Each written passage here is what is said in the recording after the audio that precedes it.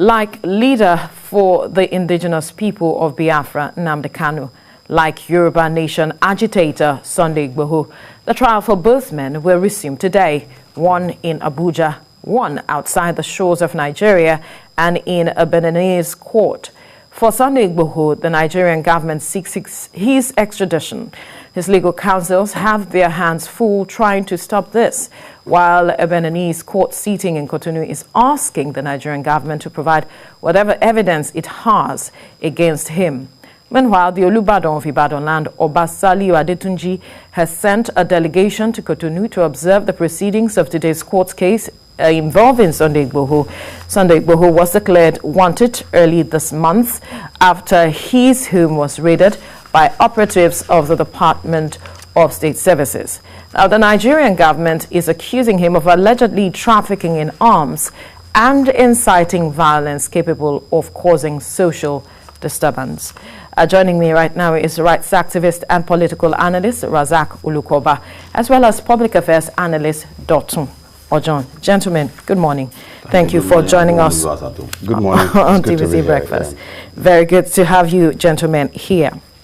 Now, I believe we have been following this case and developments. We saw the proceedings that happened on Friday, and, you know, the second proceeding will be happening today for Sunday Ogboho at the Beninoice court.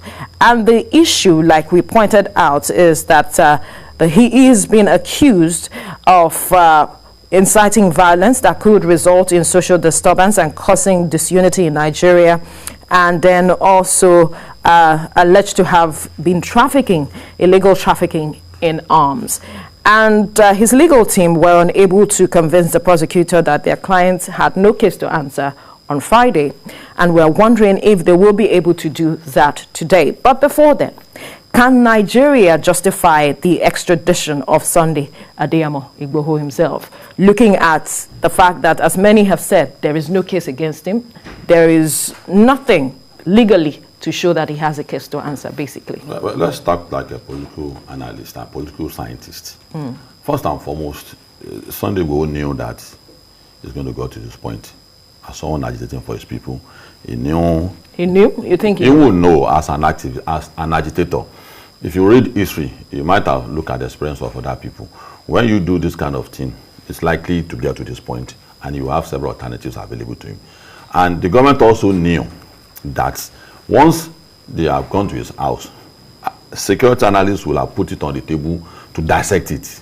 That he has two options. It's either you go underground or you flee the country and continue his agitation. So it's normal for Sunday Ogboho, either he use a password that is not his name, either he use his own password, got it through another means. But his counsel is saying that he didn't acquire an illegal passport, that he had the Nigerian passport. What scenario? What scenario? But that he went to Cotonou, that's Republic of Benin, through the back door, which he agreed. That's what I'm saying, that those are ingredients of this kind of struggle. And it is not new to anybody. Right. It's only been young people who talk on social media that they have to go and, if you want to participate in politics, you have to go and read about political history very well. Fide did it. Mandela did it. Thabo Mbeki was with us in Nigeria when he was doing similar thing in South Africa. How did he get there? He didn't use South African passport. So it is part of the procedure for struggle. And the government knew that he may want to leave the country. So what Beninoice government will know in their own mind is that it's bigger than whether someone has used their own passport or not. It's bigger than that. The negotiation going on now is what we must focus on.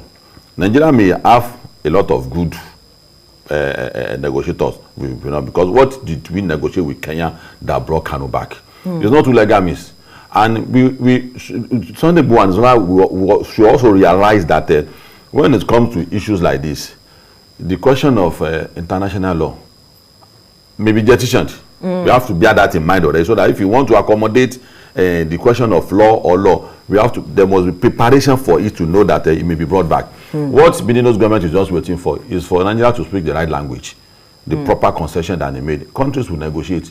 When someone wants to, in the 50s, there are people that were called the Mayweathers. They were crushed by the American government. And Nigeria will cite that example if we are to be America that is doing this, like Benin Republic. British government will also do that. You remember what they did to the Scottish leader? The same thing. the island, Irish leaders, people. So we have to prepare the mind of Nigerians that what is happening is normal procedure for, and the government knows what they are doing too. They have analyzed this, they know that it is going to come to this. They will want to bring him back by any means necessary, any means possible. Any government in the world will want to do that. Legal or illegal. They will want to bring them back. And we have knowing to prepare that, our mind. We have to prepare our mind. The international community is watching, stemming from what happened from Nnamdi Kanu's case. What has come to that? Have you been sanctioned about that? I'm talking like a political scientist now. I'm not talking as if I'm a legal person. I'm not talking like as a lawyer. So, for anybody, our right were denied during the military. The question of right will be suspended. So, when it comes to breaking up of Nigeria too, some rights, Nigerian government will suspend some rights. So, if you are interested in joining the locomotion that is going on, you have to prepare your mind that a right you may no longer have. So, and for Sunday Ogboho to attempt to go out with that passport, it's a normal procedure. That he has broken any law, he's trying to smuggle out. What will he have done? So two things are available to him. It's either he will go underground, or he will try to flee the country to continue his campaign. So we are still passing through some historical process that is not strange to people like us who follow political trend in the country. Let's come to you now, Dr. Wanjo. What do you see, or what do you think could happen, and what concerns do you have with the way government is handling this case, bearing in mind that the international community is watching as well? I just want us to suspend the aspect of the international community watching, because that has always been the phrase, and it has not really generated anything significantly positive when it comes to issues like this. I think the major issue, because philosophically in Yoruba land, they say a wise man may be forgiven for a lot of things, but not when he forgets when the rain starts beating him. So as a nation, I think the first question we should ask ourselves is, how did we get here in the first place? We should not have been talking about Ogboho. Ogboho should not be on the front pages of our newspapers today if the basic things have been done from the very beginning. There's this issue of insecurity that crept into the community. And government must get to a point where they will understand that project execution is not more important than perception of activities. So when you are executing a project, for example, and in your mind you are thinking, I am doing well, you must also understand the place of perception. People have the perception of this government when it comes to uniting the nation is really very bad. A lot of people think that the government is not doing enough to unite the people.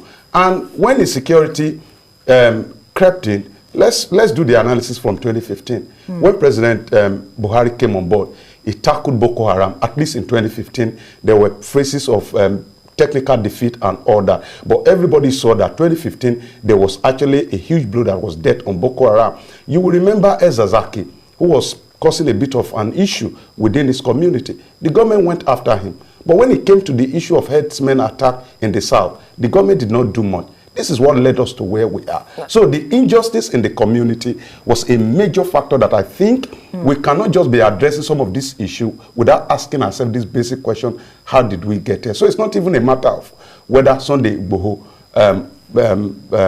is brought back to Nigeria or not.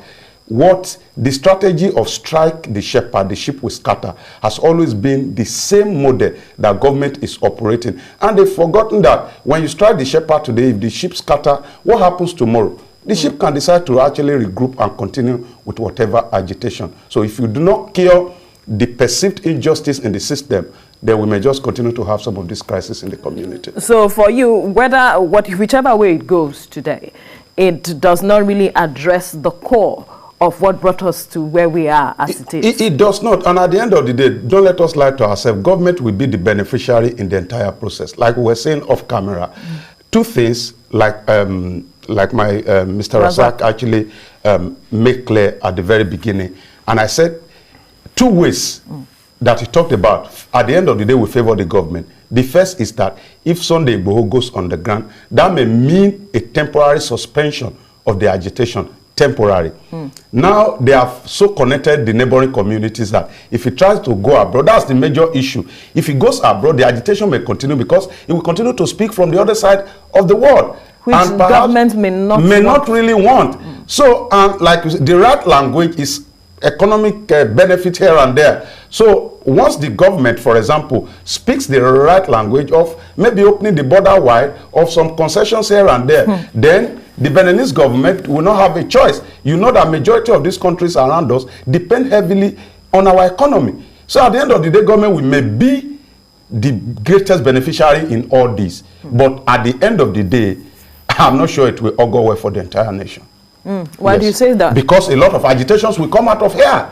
You see, don't let us lie. This is the first time for you, if you've been a student of politics, at least from 1999 to now, this is the first time that the entire governors in the South are coming to speak one language, irrespective of their political parties. APC members are there, PDP are there. So the first time, everybody is concerned about the future of the country, but they will not come out. But Nigeria has got to a point now where no zone can afford not to have a person like Ogboho, because they think that some zones are actually lording over some other zones. So they may not come on television the same way I'm coming out to say, oh, we are supporting Ogboho, but dig deep into their heart. Dig deep into their heart, and you see whether they are supporting some of these agitations or not. They will not come out. He has been campaigning all over the community. He even got to a palace, I will not mention the name of the Oba, and he said he received a call from the governor that morning. He wasn't lying. So, but these people will not be able to come out. But I tell you that this is the first time that even the governors are concerned.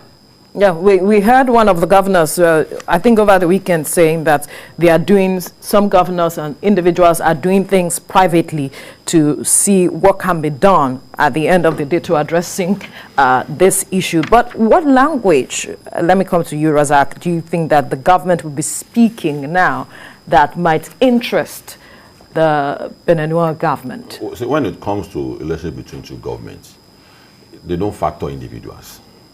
That's the bitter truth.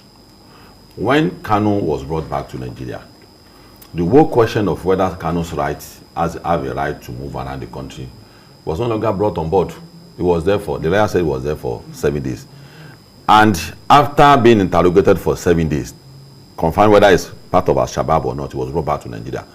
Do you think if they had respected, they won't allow me to go back to UK? So Nigeria will speak the language Benin government understand. That's the basic truth. For some of our people in Yoruba land, we must know what the agitation is into, so that we brace up for it. The language is that you are a nation, I'm a nation. Will you want your nation to go in pieces? Do you know the implication Nigeria will have if it goes into fire? So these are languages that nations will understand that, okay, I'm a nation. Even the British government, they will tell them the implication of Nigeria breaking up. They will tell America the implication of Nigeria breaking up. So it is left to the movement, its own organization, the both organization, to be able to analyze to a point where we convince the entire world that what I'm leading, the process I'm leading, is genuine and is in the interest of Nigeria. And like we have always been saying that all over the world, Nigeria is being combated with a simultaneous insecurity issue that is, all countries in the world are not witnessing it. We are witnessing terrorism, banditry, agitation for breakup, herdsmen, only in Nigeria. And that's dangerous for, so that when anything happens in Nigeria, there will be no capacity for Nigerian government to address it, because it's going to be a multifaceted issue, crisis. Are you going to talk to herdsmen? And the danger is that if you push it further than this, something bad may happen. I don't know wish it to happen. When you say push further than this, if you suspend, if the government delays doing the right thing further than this, if there are arms in all the regions already, and people have the armor watching to move in at the right moment, Nigerian military are doing their best. They are dying every day.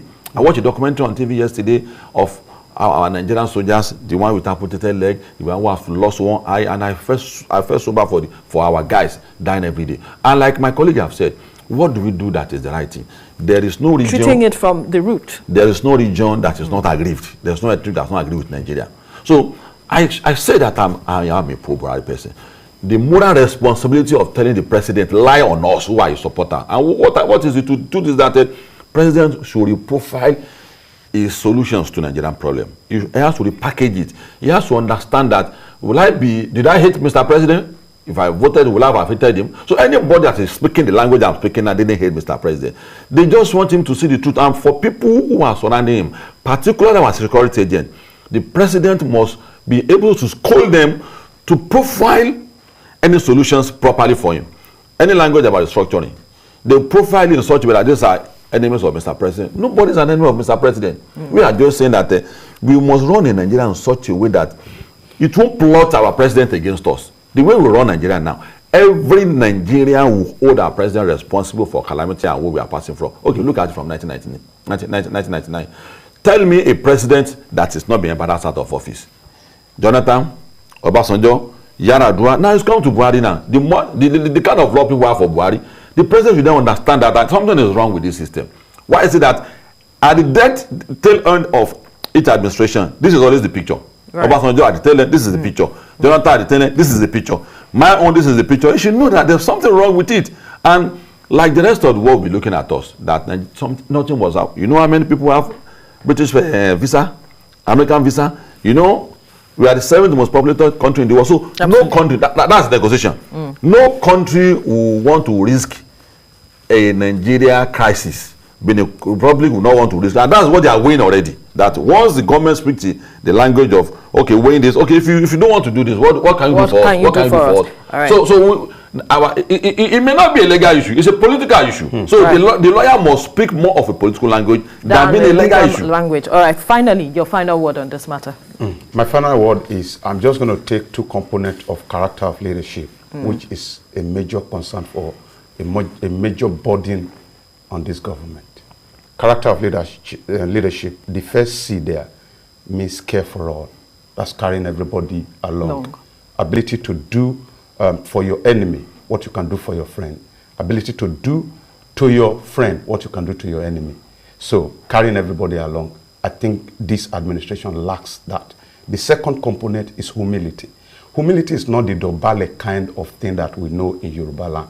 When it comes to the concept of leadership, humility is ability to take opinions that are not necessarily supporting you.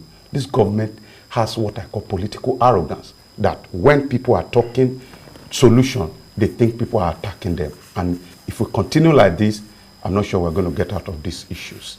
All right, gentlemen, thank you so much for your contribution.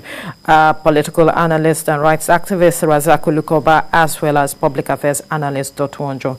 Thank you for speaking with us. It's a pleasure being with you.